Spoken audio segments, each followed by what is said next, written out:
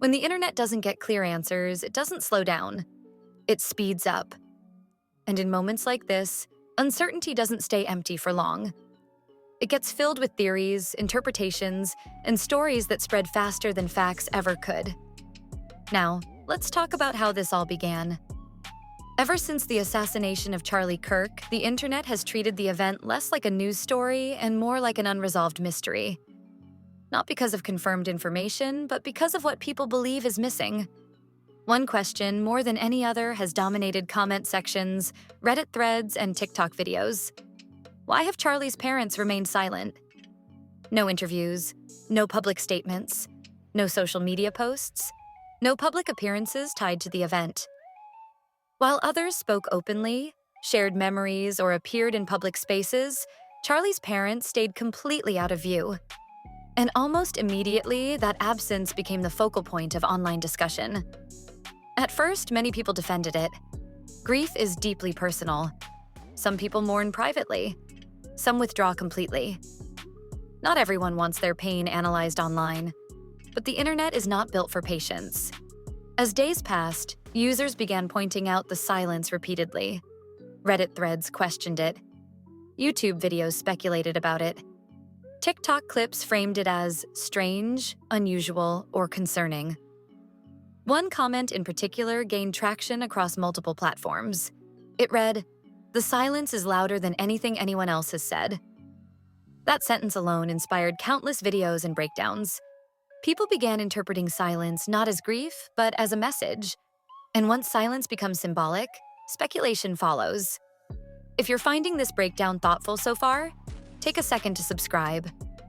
We focus on understanding how narratives form online, not feeding outrage. The moment that truly amplified everything, however, came shortly after. Clips from the memorial began circulating online. They spread quickly, often without context, replayed and slowed down, analyzed frame by frame. Two details dominated nearly every conversation. The first was Erika. She appeared composed, calm, confident. Some viewers described her presence as strong leadership under pressure. Others felt her demeanor was unusually controlled for such an emotional moment. Neither interpretation is factual. Both are subjective reactions. But perception is powerful online. The second detail was the absence of Charlie's parents and sister. They did not appear at the event, and that absence immediately became part of the narrative. TikTok users debated whether the event felt more like a memorial or more like a political gathering. Some viewers focused on who Erika interacted with. Others focused on her tone. Others focused entirely on who wasn't there. Erika hugging public figures. Erika delivering prepared remarks. Erika maintaining composure. Meanwhile, the family's absence was interpreted in 1,000 different ways.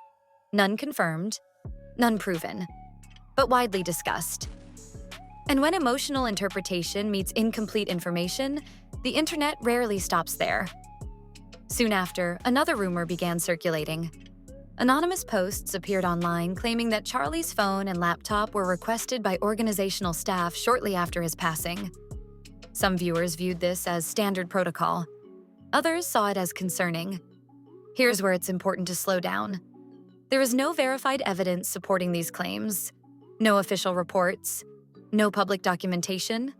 No statements from authorities or organizations. But speculation doesn't require confirmation to spread. Different versions of the story began appearing. Some claim the devices were never returned. Others claimed authorities never acknowledged them. Each retelling added new details, none of which were verified. This is how rumors evolve in digital spaces. When clarity is missing, people fill the gaps. And when a theory is repeated often enough, it can begin to feel real. If you're still watching at this point, thank you. Long-form content like this relies on thoughtful viewers. And if you haven't already, consider subscribing so you don't miss future deep dives. As attention began to shift away from the device rumors, another wave of speculation took its place. Screenshots began circulating. They were blurry, cropped, posted by anonymous accounts with no track record. These images allegedly showed conversations between people described as family friends, discussing tension within the family dynamic. Most had no timestamps, no usernames, no way to verify authenticity. Yet they spread rapidly. One alleged quote became especially viral. "We loved our son. We just wish he'd seen what we did." Whether the quote was real or not almost stopped mattering. People treated it as symbolic, not factual. At that point, the conversation shifted. The internet wasn't asking whether something was true anymore. It was asking whether it fit the story. And the story needed characters. Online culture has a long history of turning real people into roles. It happens quickly, especially during emotionally charged events. Erika began to be framed as public-facing, strategic, and composed. A leader navigating pressure in real time. Charlie's parents were framed as private, devastated, and withdrawn. Quiet mourners who stayed away from the spotlight. There is no evidence that these differences indicate conflict. Different people grieve differently. That's a fact. But the internet doesn't reward nuance. It rewards contrast. So a narrative formed naturally. Public presence versus private grief. Visibility versus silence. And then the conversation shifted again, this time toward power. When Erika stepped into the CEO role at Turning Point, online reactions were immediate and divided. Some people argued that organizations need stability during crisis. Leadership gaps create chaos, and someone had to step in. Others felt the transition happened very quickly, too smoothly, too seamlessly. That perception alone fueled a new set of theories. Claims surfaced suggesting Charlie had been auditing finances. Claims that he planned major organizational changes. Claims that certain initiatives stopped afterward. Once again, none of this was confirmed.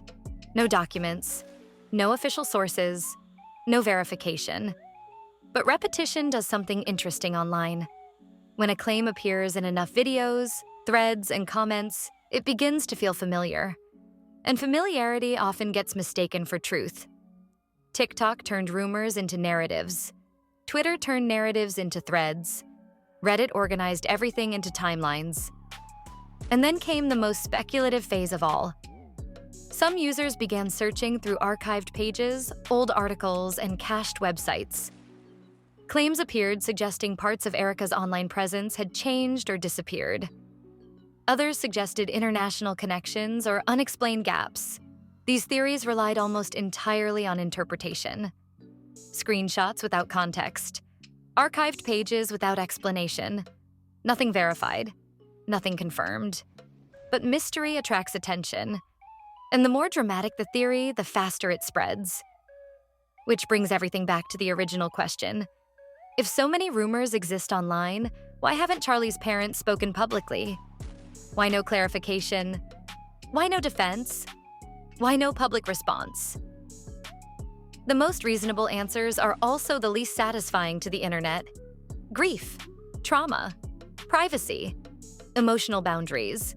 But online culture rarely interprets silence that way. Silence becomes symbolic. Absence becomes intentional. Real people grieving privately get transformed into characters in a story they didn't choose. That's the uncomfortable truth behind many viral narratives. If you've made it this far, I really appreciate it. And if you value calm, thoughtful discussions like this, don't forget to subscribe. It helps keep this channel focused on long-form, responsible content. The reality is, we don't know what happened behind closed doors. We probably never will. And that's okay. What we do know is how quickly the internet can take a tragic moment and turn it into a cultural mystery. How silence can be interpreted as meaning. How speculation can overshadow empathy. This story became bigger than one family, bigger than one organization, and bigger than one event. Not because of confirmed facts, but because of how online narratives work. So the takeaway isn't about solving a mystery. It's about recognizing how easily uncertainty becomes entertainment. Let me know your thoughts in the comments. Respectfully, thank you for watching. Stay curious, stay critical, and I'll see you in the next deep dive. And if you haven't subscribed yet, now's a great time to do it.